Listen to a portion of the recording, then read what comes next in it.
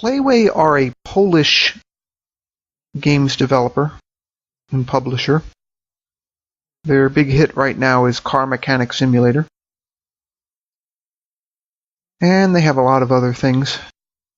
Cooking Simulator. A lot of really unusual stuff. That's what's appealing about them. This also supposedly was a bit of a hit. 911 operator. And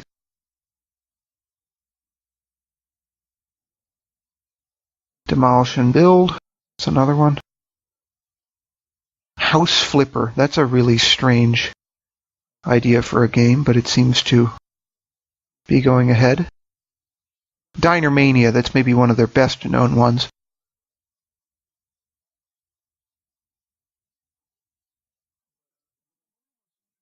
Oh yeah, and Farm Manager. Farm Manager is significant.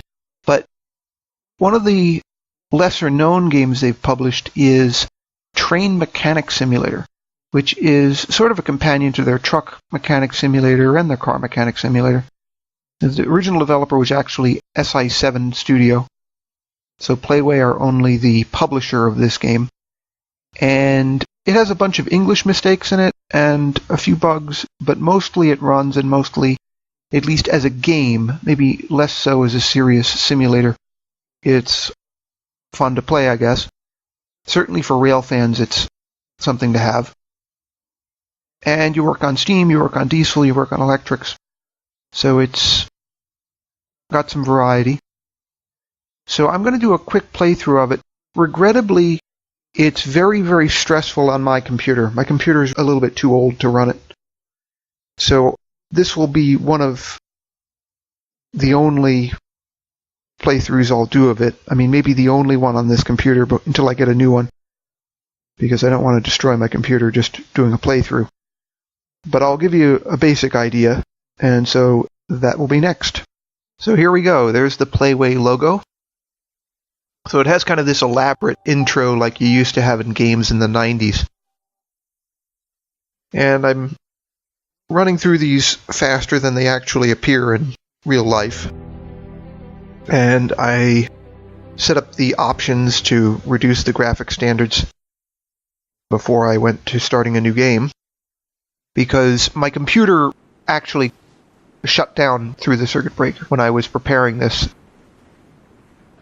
It's a very, very demanding game, and my computer really can't run it smoothly, so unfortunately I can only give you a short playthrough here.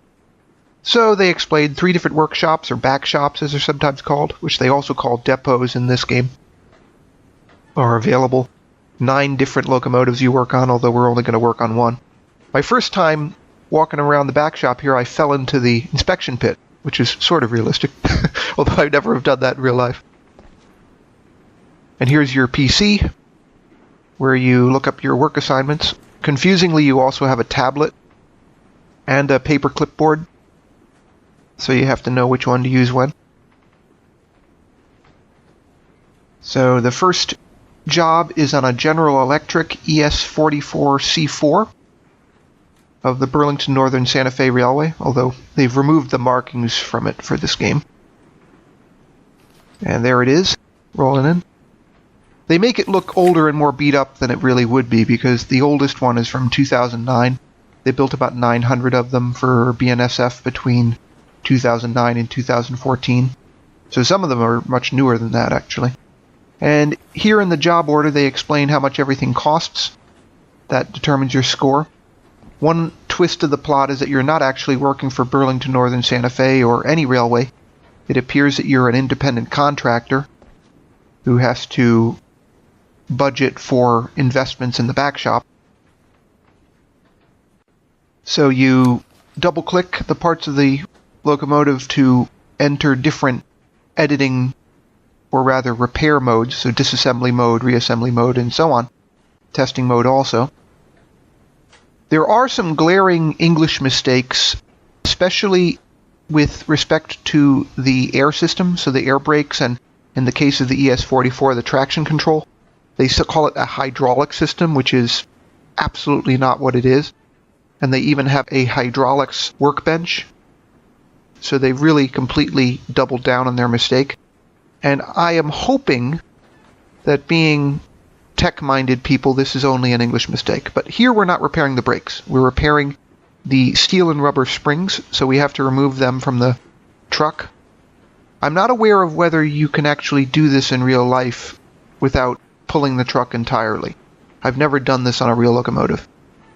But in this case, you have to double-click, and because you're still in disassembly mode, you use your little wrench pointer there to remove the bolts to pull the spring out. This reminds me a lot of Street Rod, actually, with the sound effects and the animated bolts and everything. But for a game, it's suitable. This is not hyper-realistic, although you get to pull a locomotive apart, of course, which is different from any other game I've ever played. As I said, I consider this game to be, at the very least, very imaginative and really tapping into the whole railfan scene. Now, I skipped ahead there because I didn't want to force you to watch me remove every one of those springs. So, I hit the escape key to depart from the disassembly mode and walk around the depot again. I'm going to take a look at the workbenches here where you actually work on the parts, which, again, is not 100% realistic because some of these parts would have to be sent in for reconditioning. A lot of these workbenches are way too crude to do anything really fancy. But anyway, I'm going to go over to the so-called hydraulics bench here, which, as I said, is a disastrously mistaken use of English anyway. But we're not going to work at that bench. We're going to work at the mechanical parts bench here, mechanics workbench, because the springs are counted as that. And so you have the choice here of repairing one or another, and you look at the condition, the percentage condition, which is an oversimplification. In real life, of course, there would be no objective way of assessing that other than does it work or not. You might be able to measure the tension on it, perhaps, but of course it costs a certain amount to repair.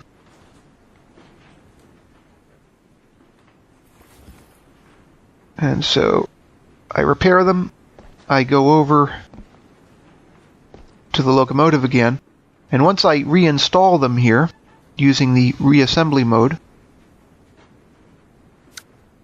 I will be paid by the railroad. And then that money can go towards not only the expenses of the repair, but also upgrades to the back shop. So installation mode, not reassembly mode, excuse me. But you get the idea. You use your buttons there. I'm going to post the key controls in the caption of the YouTube video so that you will know what to do with this game. I mean, one of the problems with my copy was it only came with Czech and Slovak instructions, and it's a Polish game. I don't know to what extent it's marketed in the United States, actually, but I found that I had to take a day or two figuring out the controls before I did this. So, of course, you can do all kinds of repairs on other things like the traction motors and everything, but in this job, you know, work order, you don't have to do anything but the springs.